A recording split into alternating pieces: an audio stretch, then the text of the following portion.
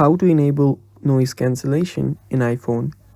Hello guys, this is Atticus and welcome back to another tutorial video.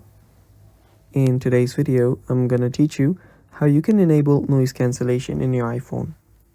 But before we begin, if you guys are new to our channel, head down below and hit the subscribe button so you don't miss out on our future videos.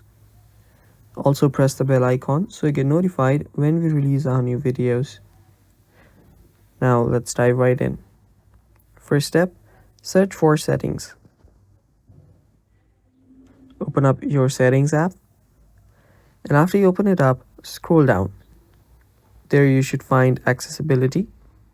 Tap on accessibility, and after you're here, scroll down again, and now you'll need to head over to audio visual.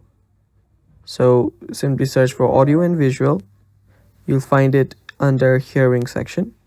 Tap on it, and inside there you should find an option called background sounds.